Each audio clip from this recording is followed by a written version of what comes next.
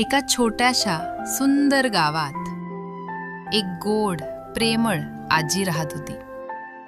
आजीचं घर लहान होतं, पण खूप उबदार आणि प्रेमाने भरलेलं होतं. त्या रात्री आजी तिच्या छोट्या खाटेवर बसली होती. तिच्या बाजूला एक छोटा दिवा लावलेला होता आणि बाहेर चंद्र आकाशात शांत चमकत होता.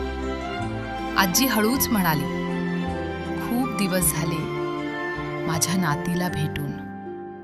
तिच्या डोळ्यांत प्रेम होतं आणि तिच्या मनात एक निर्णय झाला. उद्या मी माझ्या नातीला भेटायला जाणार. दुसऱ्या दिवशी सकाळ झाली.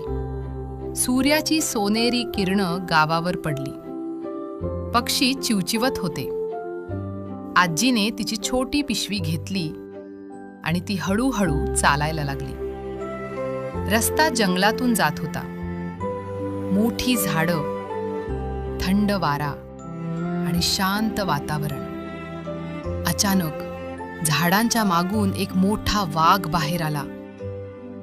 वाघ गुरगुरला, आजी आजी, मी तुला खाणार.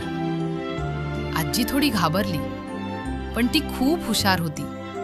ती शांतपणे म्हणाली, अरे वाघोबा, आत्ता मी खूप बारीक आहे. मी माझ्या नातीकडे जाते. ती मला खूप खायला देईल. मग मी जाड होईन. तेव्हा मला खा. वाघ विचारात पडला. ठीक आहे, पण परत ये. आजी पुढे चालू लागली. थोडं पुढे एक लांडगा आला. तो म्हणाला, आजी, मी तुला खाणार. आजीने पुन्हा तेच सांगितलं. लांडगा म्हणाला, ठीक आहे, पण परत ये.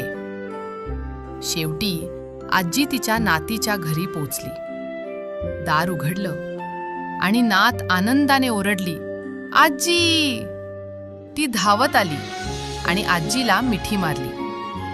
दोघी खूप खुश झाल्या. नात म्हणाली, आजी, मी तुला खूप छान जेवण देणार.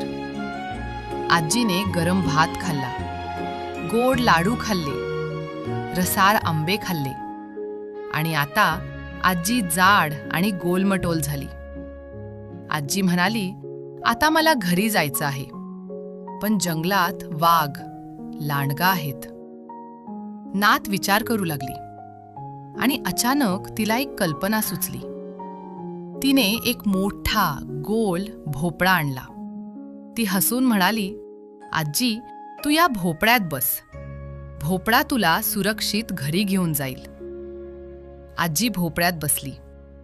भोपळा हळूहळू फिरायला लागला. चल रे भोपळ्या, टुणूक टुणूक. वाघाने भोपळा पाहिला.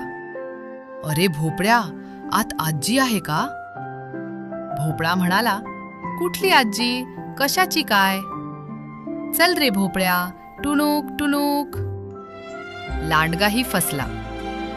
शेवटी भोपळा आजीच्या घराजवळ पोहोचला. आजी बाहेर आली. ती सुरक्षित होती. ती आनंदाने हसली. हुशारीने मी संकटातून वाचले. लक्षात ठेवा मुलांनो, हुशारी आणि शांतपणा आपल्याला कोणत्याही संकटातून वाचवू शकतो. अशाच छान छान गोष्टी ऐकण्यासाठी आमच्या चॅनलला सबस्क्राईब करा.